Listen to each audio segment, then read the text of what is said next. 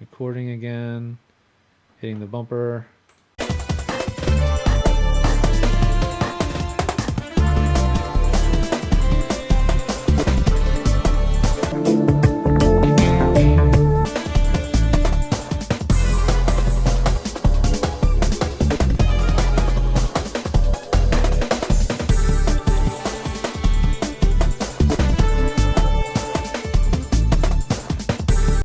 VoiceOver Extra, the voiceover industry's online news, education, and resource center 24/7. Hundreds, probably thousands of free how-to articles for voiceover success, ranging from home studio to voice acting to business. A free voiceover industry directory, calendar of industry events, resource links, a store, and much more. Bi-monthly webinars on all topics of voiceover, free subscriptions to newsletters, reports, announcements, daily news, and features at voiceoverextra.com.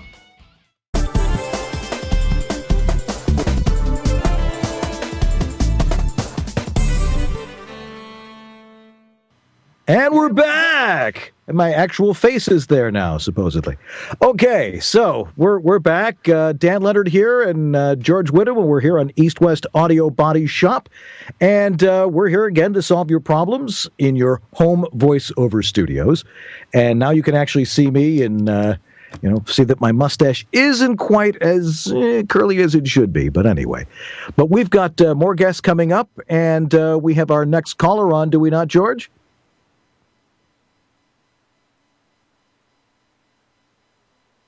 He's there somewhere. We're working on getting Pat. Okay, well, he'll be here sooner or later. Anyway, if you have a question, you'd like to be on our show in the next couple of weeks, you have to email us your question at EWABSShop. That's EWABSHOP at gmail.com. And we will try and solve your home studio problems. So we're going to revisit something right now, right? We're going to That's right. Pat from last week. Pat, you with us? Yes, I am. How you guys doing? Fine, Pat. Welcome back. Pat from Toronto. Now, what exactly was it that we were trying to do last week? We were trying to fix a sort of a bass reflex sound, right? Yeah, well, George recommended I send him a file in his Dropbox, and you got back to me on email mentioning that there was some odd resonant standing waves contained in the audio file. And I was wondering if you can put that into perspective for me to understand. Sure. Can we go first, Dan? Yeah, go ahead.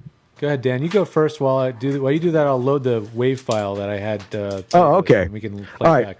Right. Well, bass reflex is an interesting phenomenon. Some of us have different theories about what it is, but the essential theory behind it is it takes a lot of energy to run low-frequency notes. And if they don't have enough energy, you're not going to hear them. And what you want them to do is to dissipate. You want the bass frequencies to have room to dissipate. Right. And if you're in a small, tight little area like your liquor cabinet sound booth that you have, it's going to bounce around and it's not going to escape. And the idea like to drink is on the job, Dan.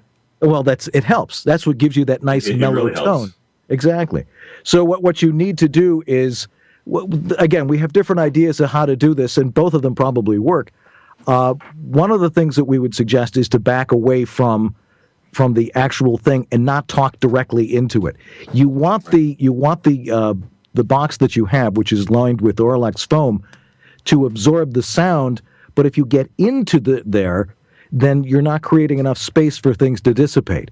And you want to be able to change that. And so move off, be at the normal distance from your microphone, and that usually will help. I think we also suggested that you angle it up a little bit and not talk right into the center of the box, because that's like the focal point of where all the sound gets reflected to, and that's why you get that sort of bassy sound to it. Yeah, it makes George, sense. I think I'm just a little too contained within that 3 by 3 foot area. I need to open up things a little bit more, and I've got some plans on setting myself up a little bit differerly in the near future. Yeah, hang lots of curtains. Let me see if I can do a little before and after. So sure. Okay. This is the clip you sent, which is really good. I mean, it does overall it sounds really good. We're just trying to bring it in that last 10%. And let me see if I can bring this up here real quick. I'll just play a little bit in the middle of it. Double miles on gas, groceries, dining, even home improvement items. Also a plus. and the only card that puts you on the fast track to United Elite status. Definitely a plus. So I think that's actually the after. Let me see if I can find the before. I don't know if I can find the before, actually. I don't have it together enough to have that. But the first one that Pat sent had this what we call a comb filter, which is what happens when there's a frequency that stands out that shouldn't be there. There's like a peak in the middle of the waveform that just sticks out and creates this weird resonance. It's most often thought of as sounding like you're in a box or talking into a can, which is kind of really actually what Pat's doing. So that's kind of why it sounds that way. Sort of like that. Yeah, a little bit, yeah. But so there's a difference between the comb filter and bass reflex. Are they similar in nature? Sort of. Yeah, comb filtering can happen in any different frequencies, not just bass. Right, and comb filtering is also from if you're too close to a surface. Okay. As you move farther away from a surface, you'll actually get a Doppler effect. It will change in pitch. Okay. So that's one of the things you have to watch out for. You want to be very consistent where you are. Oh, that's another thing is the foam. You have two pieces of foam on the bottom, but you have but you have the flat backside sitting upward, so the mic will sit neatly, obviously. So the mic can sit up. Right, yeah. But unfortunately, that is actually reflecting back a specific frequency, which I think is the frequency what we're trying to get rid of. So I played around a little in Twist-A-Wave, and I managed to isolate what that frequency was using the parametric equalizer. I swept up and down until I found the one that really jumped out at me, and then I notched it out using an EQ, what I call a notch, which is when you find the frequency you don't like and then reduce it drastically, but at a really narrow Q, they call it. And so when we did that, the result I have here is the results of doing that. And if you listen to the playback, it sounds pretty even and pretty natural. It still has a little bit more bass reflex than you might want, but I think for some reads they might really like it. Let me just play a little bit more of it real quick.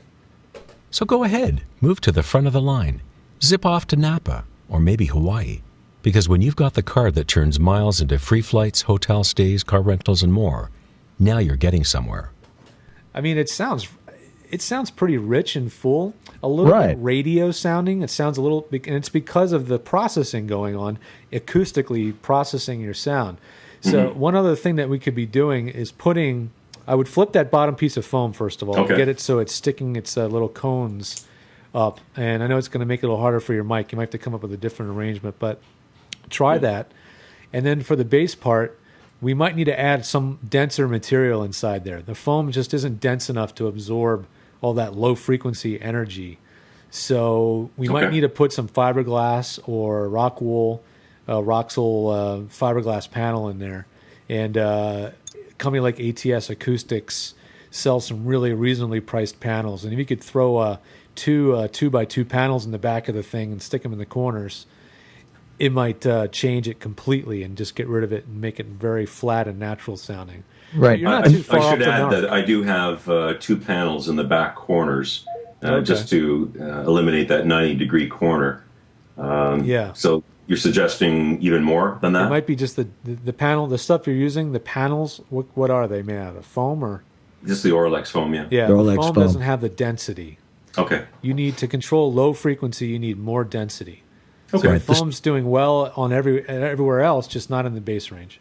Yeah, and another thing you can try is to not try to project as much. I find a lot of voice actors tend to push a little bit hard when they're doing their thing.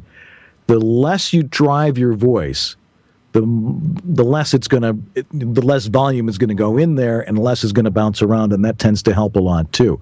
So, experiment with those things, but taking that one sheet of Orlex where you've got the flat side out will probably help a lot, because you're actually defeating the purpose of the corrugated foam, which it allows it to disperse and go off in different directions, and that's how it dissipates. So it makes tremendous sense. Great. Thanks very much, guys.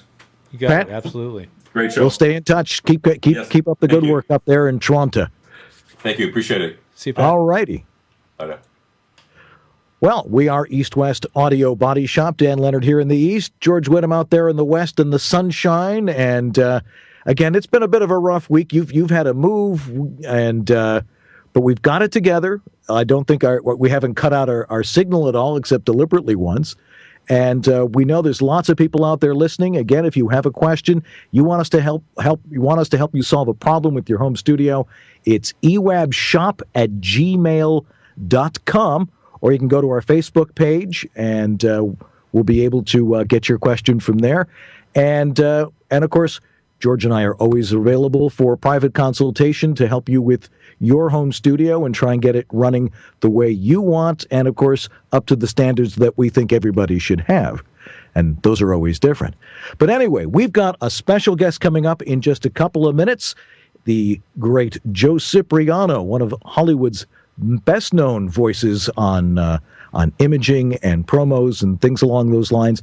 And he's going to tell us a little bit about his studio. And we'll be right back in just a minute or two.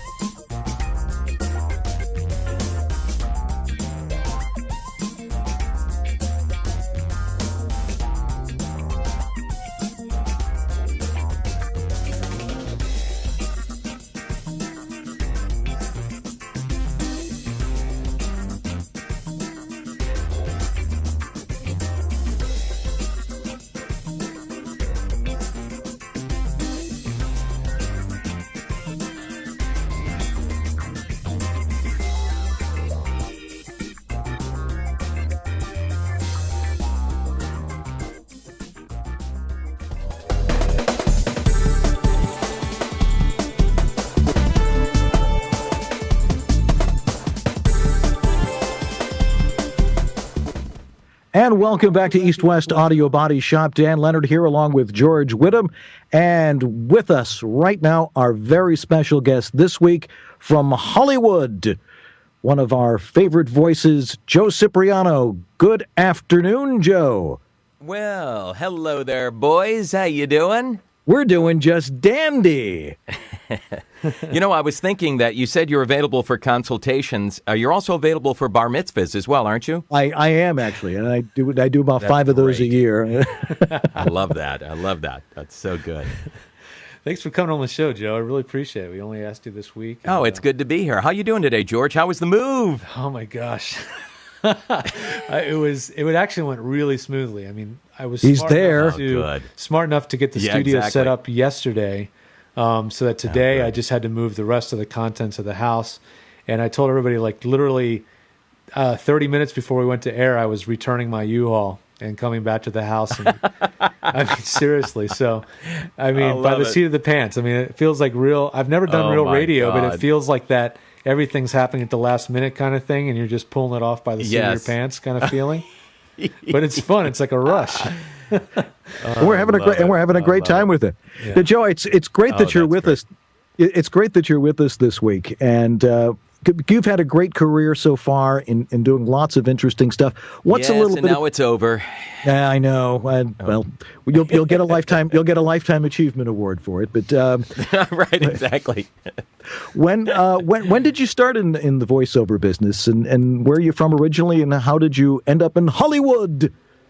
Hollywood. I grew up in Connecticut, started in my local radio station as a disc jockey, and moved to Washington, D.C. after I started when I was still in high school, and went full-time after I graduated. Eventually, about 3 years later, I got a chance at a big gig in Washington, D.C., working for NBC.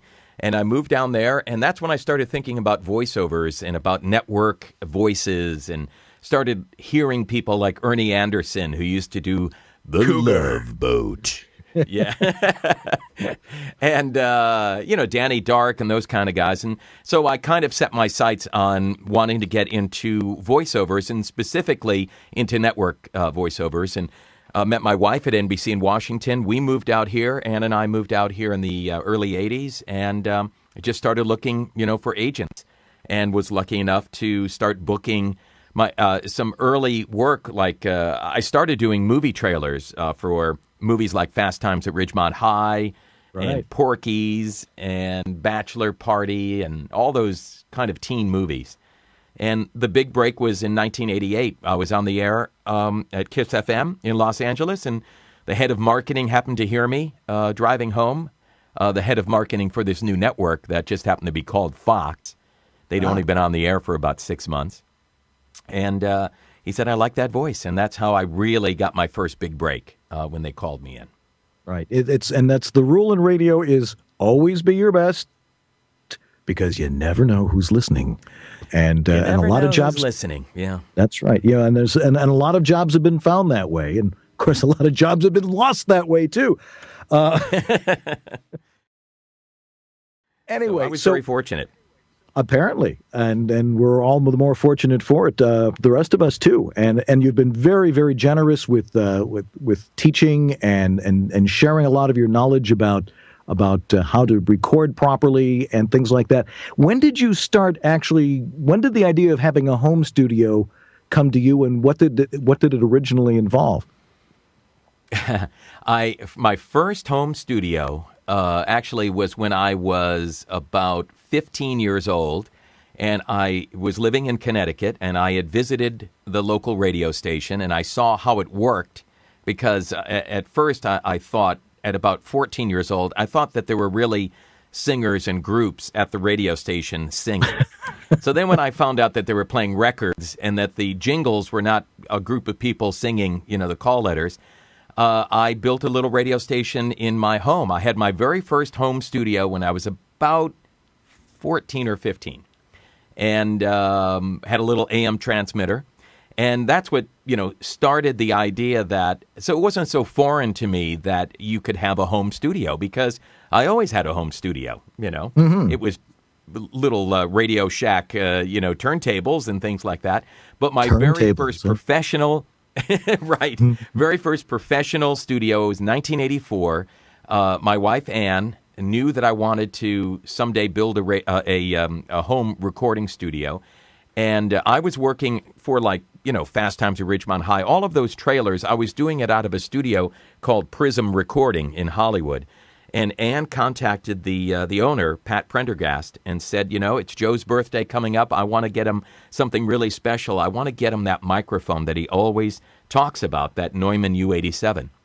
And so he helped her get that microphone. She gave it to me on my birthday and said, okay, now go build a studio around it. And that's exactly what I did. So you were way ahead of your time with this, because a lot of people really weren't doing that. Now it's very commonplace, which is why we even have this show. But you actually had a studio in your home. What kind of planning did you have to put into it? Because it really hadn't been done before. At least, you had done it at home, but did you use some of the things that you learned from your youth and just adopted that, or what? Well, I was working at a lot of studios at that time doing voiceovers, and got to know a lot of the mixers and the engineers. And I also brought in a radio engineer from KFI, Tony Dinkle was his name, and he helped me choose some equipment. I think I had George, what is that board called? Is it a Sound Design? They were a little teeny. A teeny board. They were. It had maybe about 5 or 6 faders. They were all mono faders. If you wanted to do something stereo, you had to bring up 2 faders. Oh yeah, I have to look that up. But he helped me find the board, and I had an 8-track Otari that I used, and I had a couple one of of those. 2-track machines. Yeah, and I used to host a radio station for Japan, for Yokohama and Tokyo, Japan, called the LA Express, and did it out of that studio that I built that Ann, had given me this microphone. I built the studio, and it was that story of if you build it, they will come. All of a sudden, I had this opportunity to do this radio show while I was still working at KISS FM on the side. And the producer and director used to come to my house, and we would produce that show there. So I learned from the engineer, Tony Dinkle, how to bring things together. He did all the wiring. I had my U87. I had a couple of turntables. CDs had just come into vogue. I had a couple of CD players. And so I kind of learned from him. And then it kept evolving. And eventually I got to a point where I wanted to have a real radio station board because that's what I knew best. And I bought one from Radio Systems, and it was an analog board. And Tony helped me set that up. That was probably in the early 90s. There's nothing like a real radio the ISDN board. Came in 1994. What's that, George? There's nothing like a real radio console.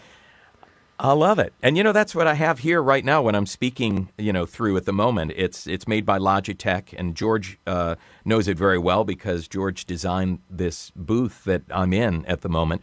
Although it's not soundproof at the moment because I have the doors open. It's too nice of a day. You could probably hear birds chirping in the background. But I love having a radio board, and this is a digital board.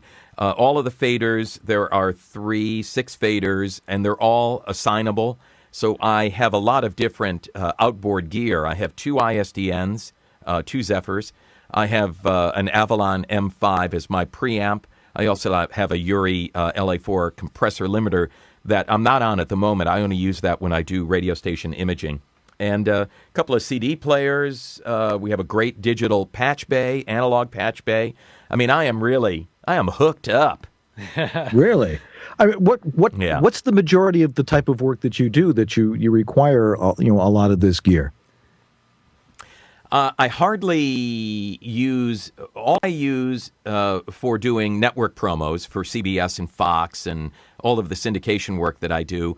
It's pretty much just I happen to be on my 416 right now. This is a Sennheiser 416 I'm talking through, and that goes through the Avalon M5. And pretty much it's just a clean signal right through the board, through the digital board, into the Zephyr. When I'm doing radio station imaging, and I have maybe about 20 radio stations around the country and in Canada, I'll do those using the LA4. And the way George and I kind of set it up, and also I used an engineer from Fox, Ross Smith, who did all of the hard wiring and all of that, and kind of did the setup of the board. I have 2 faders. I have one fader that is just for microphone through the Avalon, and it's clean. Another fader that's microphone through the Avalon and also through the LA4, which gives me that kind of pump, that radio sound. And I'll use that when I'm doing radio imaging. But for doing promos, any promos, even syndication, everything is completely flat because the mixers want the incoming that they're going to have locally to be completely flat so that they can manipulate it. If it comes in compressed or EQ'd, they're kind of stuck with that. They'd rather have it clean. Right. What advice would you give to, our listeners? We have a lot of people out there who are experienced voiceover people with home studios. A lot of people who are just starting out. What would be your advice from a technical point that you think you might be able to impart to them that might help them not keep things too complicated? Yeah, I think that if you're building your first studio, and I've been asked this a lot, and George and I, as co-founders of the Don LaFontaine Voiceover Lab, along beautiful with Paul facility, Pate, by the way. Thank you. It's George did an amazing job in designing that. It's just state of the art, incredible studios. But because of that, and because we've been out there in the community and talking about studios, and they know that we've done that with the lab, I get a lot of emails about starting up, a new studio at home. And I always say that I think, now I don't know if you guys agree with me or not, but I think the most important ingredient in a home studio is the microphone. I think you have to start off with an excellent source. And I've always felt this way, even when you're doing ISDN sessions, because it's traveling over the ISDN line and it's going to get colored at some point. I mean, it's not going to be absolutely perfect as it is if you were in their own studio. So something's going to happen to it along the way. I think you need to start with the best source. So I have a Neumann U87. I have a Sennheiser 416. And I was able to get those microphones. So for somebody up and coming or starting a studio, I always say get the best microphone that you can afford. Don't break the bank. Don't say, I've got to get a Neumann U87 because they have it at the Don LaFontaine VoiceOver Lab. Get the best microphone that you can afford, and then build your studio around that. And that may be as simple as a laptop computer, some sort of an interface. It could be a DigiDesign interface or the Centrix. Is that what it's called, George? Yeah, the Centrix Mic Pro is a great starter. Centrix, great piece which of I equipment. love. You know what? George really turned me on to that, and I had always used the M-Box because I do use Pro Tools, and I know there's a lot of talk about whether we need Pro Tools or not. It just so happens that I learned it, and I'm not doing much more than 1 or 2 tracks anyhow, and I like all the plugins that I can use for it, and I'm used to it, you know. So when I now go out on a remote, if I'm doing, like I was in Palm Springs 2 weeks ago for Indian Wells Tennis, I brought the Centrance? Mic Port Pro. Yeah, Centrance. Weird name. The Mic Port Pro. There it is. Port Pro. And I loved it. Of course, I couldn't use Pro Tools. But now you can. Pro Tools 9 changes all that. You're kidding. No. I did not know that. Yeah. Oh. See, I'm still way back. There's really no need to go that. If it's working for you, you don't really have to go all out with Pro Tools. I'm on LE. I'm on Pro Tools LE, Pro Tools LE. 7, yeah. And George always says, "Don't upgrade. Don't upgrade." I know. Wait. That's wait till me. I'm anti-upgrade sometimes. Well, before we let you go, Yeah. Joe, we want to ask you about Wheel of Fortune because what's it like? What's it like to be in the booth, and where are you? Where are you when you're actually doing the show? It's a bit of a thrill. I mean, it was such a kick to be there with Vanna White and Pat Sajak. And I did 1 week. Actually, I did 2 weeks plus an additional 2 days. My second week comes up the week of April 11th. The setup there is when you show up in the morning, they actually have a Sennheiser 416 in the dressing room. Upstairs, there's Vanna and Pat and the announcer's dressing room. And you get there about 8:30 in the morning, and you start doing run-throughs, and it's mostly for the crew. They're just playing all the prize packages, and you read along with it just so that they can get their timings for when graphics come in and things like that. And then we might pre-record a couple of things up there. And it's very comfortable. I mean, it's kind of like having a home studio. You're just in your little dressing room there. And then when it comes down to a run-through on the set, you go down to a little booth that's actually on the stage. It's just a little room, and it's got, again, a Sennheiser 416 in it. And you wear those headphones that you would normally wear if you're doing a live broadcast. You have volume controls on the box for program in one side and the truck in the other side. Oh, okay. And so you're right down on the set. It's very simple. It's just a microphone and a cable and headphones and a little box. What anybody knows about radio broadcast from an engineering technical standpoint is they know what not to give the talent to play with. So they give you the absolute bare minimum. They give you just the numbers of buttons and the knobs. They love to build custom stuff, right? And it's just and anything that you don't want anything that's going to distract you from doing your job, so you don't get confused, hit the wrong button, hit the wrong knob. And that's really our philosophy on doing a voiceover studio too. Mm-hmm, less bells and whistles because there's all those things distracting. Simple. Exactly. The more stuff you have, the more that can go wrong with it. Thanks so Joe, much. I love that. It makes a lot of sense. Yeah. Joe, it's been fabulous having you with us, and it's fabulous that we have you in our business. And thank you so much for joining us here on East West Body Shop. Well, thanks, guys. I love your show. I listened to it, I watched it last week, and I think it's such a great service for all of us in the voiceover community. I think it's a brilliant idea, and you guys are a great resource, for everyone that is thinking about home studios, already has a home studio. It's excellent. So I applaud you too. Thanks, Well, thank you. All righty. Well, thank you very much. Take care. We'll be right back in just a couple of minutes. We've got another guest coming on, another caller with a home studio problem, and a new feature here on East West Audio Body Shop, Bad Audio of the Week. So we'll be right back.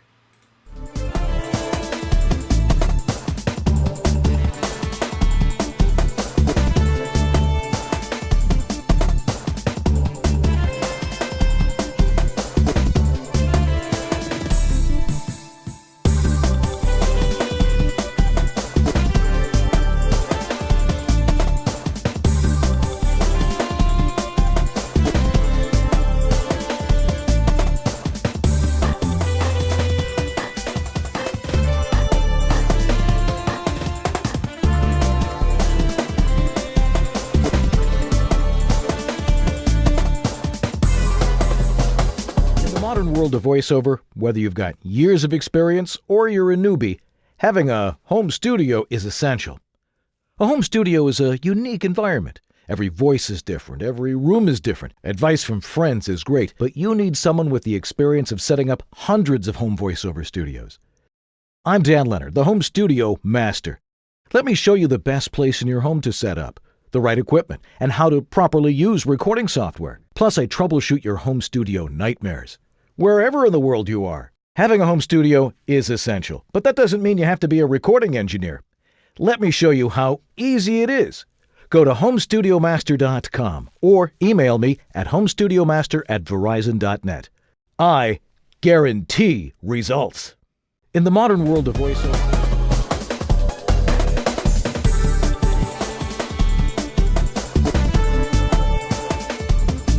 all right, and we're back here on East West Audio Body Shop. Dan Leonard here along with George Whittam on opposite sides of the country, and we're here to help solve your home studio problems.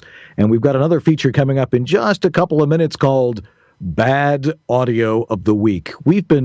George and I get all sorts of weird stuff. People are like, I got problems with my audio. And, Scott sent us that thing earlier this week, and we were listening to it. What on earth is going on with that, with all the crackles and stuff like that? And I got one this week that I just had to share. We won't share the names. We won't tell you who it is. But sometimes it's absolutely amazing, some of the things that we hear. And if you've got some bad audio, feel free to send it to us at our EWABShop@gmail.com address, and maybe your bad audio can be on the air. We just won't mention your name. All righty. Do we have our next caller on, George? We got a caller waiting. All righty. Welcome to East West Audio Body Shop. Who's calling? This is Leslie from Buffalo. Buffalo. What a wonderful community that is. It certainly is. How are you, Dan? We're just doing fine here. So what question do you bring to us this week? Well, Dan, how do you know or how do you find the best room in your new home to set up your studio? And if you can, tell me someplace better than the basement. I don't like being down in the basement. Yeah, well, I'm down here in my basement, but I have a lot of space heaters, and I try to keep it warm. But, being in a town like Buffalo, March is the worst time of the year to be here. And it's cloudy, and it's cold, and it's damp, and I understand completely what you mean. Now, if you have a complete a fixed-up basement, if it's been, you've got drywall in and all those things sorts of things can work very, very effectively because it keeps you away from all of the exterior noise, except, of course, you've got your furnace and your air conditioner and stuff down there. Right. So the next place you want to look is someplace that's not too big, doesn't have a very high ceiling, and is somewhat self-contained. So you don't have to. It's not going to have access to a lot of the other outside noises. Maybe something that's deeper in the interior. I know I have a friend down in South America who lives in Rio de Janeiro, and his studio was dead quiet because the design of the apartments there are everything to the interior. Of course, he's in a big city and it's noisy on the outside, but if you go to the interior of your dwelling, you're going to be farther and farther away from where the noise is going to come into your house. So something that is more towards the center, but not a bathroom. Okay. So the best place to look for, if it's a new house, if it has big closets, walk-in closets, those always make a really good place to have a home studio. A lot of people are like, well, I don't want to do that because all my clothes are in there. Well, so what you want to do is, it's one of those balancing acts. Is it, okay, what's more important, that I hang up my clothes, or that if your spouse you have a two-sided walk-in closet, you make it temporary. You slide the clothes apart, and it works fabulous. Closets are probably, if you don't want to invest a lot of time and money and get into a quiet space very, very quickly, closets are the absolute best. Now, is this a new house you're in, or is it? Yes, we recently moved. Yes. Okay. This is a relatively new house. It was. All right, so you had the complete carte blanche with what you wanted to do with it. Yes. Okay. Absolutely. Right. Well, one of the things we don't want you to do is grab a sledgehammer and build a new wing. If it's a nice size house, you should have plenty of places. Do you have a nice big walk-in closet in there somewhere?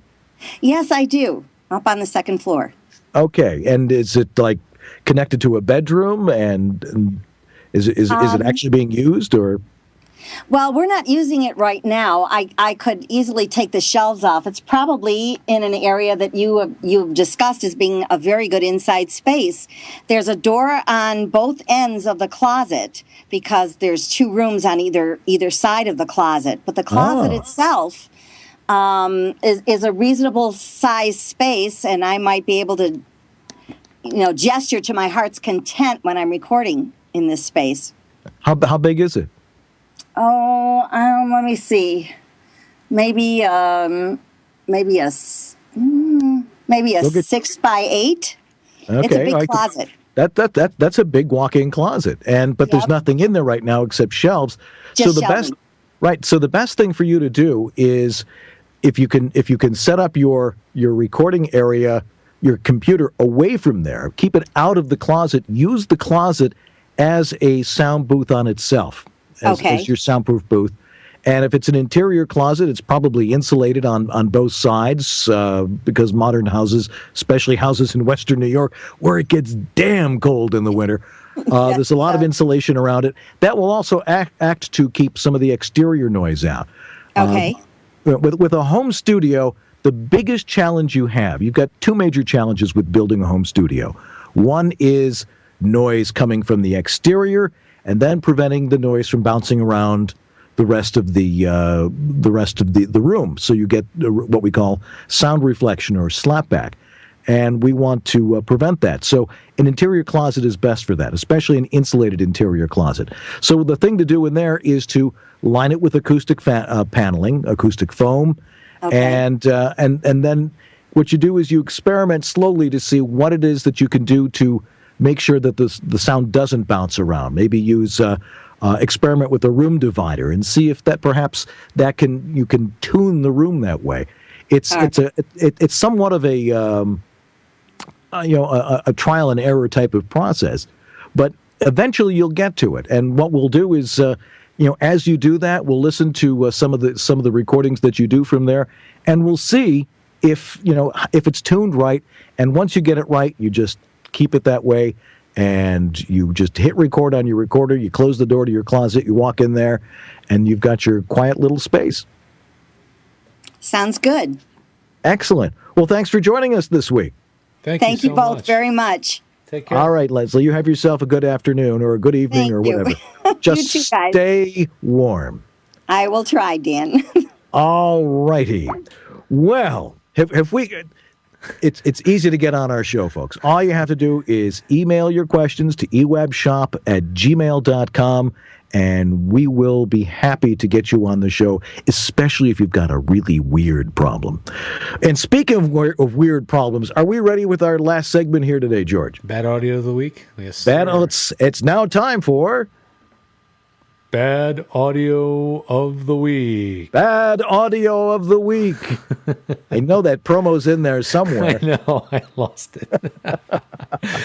It got lost in the move somewhere. It's in a box. Oh, it's over in the corner. Wait, is it called Bad Audio? It's called bad audio. That's why. Here it is. And there it went. Bad audio of the week. All right. All right. Live radio. That's the way we like it. Awesome. Anyway, do we have the bad audio linked up there? That's 1094 or something along those lines. Yes, This was something I got from somebody, and what they were doing is they were going direct into their computer, not using a digital interface, and then using all sorts of noise filters, and they really didn't know how to do it. And I'm amazed that people get this kind of work. So why don't you play the bad audio of the week? Here it is. I hope you have enjoyed learning about dinosaurs. Do you have a favorite dinosaur? Why do you think they became extinct? Perhaps you would like to become a paleontologist when you grow up and study dinosaurs. You never know where you might find one. There may even be one buried in your own backyard. Uh-oh. Well, we know where the audio is buried. All right, so that was bad audio of the week. The thing is, folks, you've got to understand, you've got to have a digital interface to make your home studio work. Going direct line into your computer is not going to cut it. Your sound card on your computer is busy doing a lot of other things. It really can't digitize your audio that great.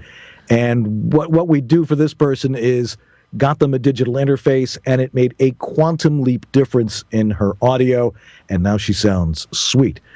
The question you have to ask yourself is, well, I can make my audio a little better, maybe by using filters and stuff like that. Use the best possible equipment, because you may be getting work, but how much work are you not getting because your audio is not the best it could possibly be? Yeah. Go ahead, Dan. Well, no, you're on. I just want to throw my little plug in. I do have a Dropbox on my website, and so if you go to and we'll make a Dropbox for the EWABS show too. So to make it easier for everybody, but there is a Dropbox on there. If you go to vostudiotech.com, you can go on there, and there's a services menu, and you'll see there's a Dropbox. Send a file in. I will listen to anything as long as it's under a minute long. And there's some guidelines on the website as to how to send the file. And I'll give you my free, honest opinion, completely objective. I don't care about the performance. I just care about making sure your audio is clean. And I'll give you some real quick feedback and let you know where you stand. So that objective ear helps. Right. We'll never comment on your performance. Absolutely never. Our job is to make sure you sound good. But remember, the idea of a home studio is not to make you sound great. It's to make you sound like you. Right. Anyway, that's all we have for this week, and we'll be back next week with more guests, more callers, and a big special guest. I'm not sure who we'll get next week, but we have a few people in mind. Anyway, I'm Dan Leonard in the East. I'm George Whittam in the West. And we're East West Audio Body Shop. Have a great week, everybody. Bye-bye.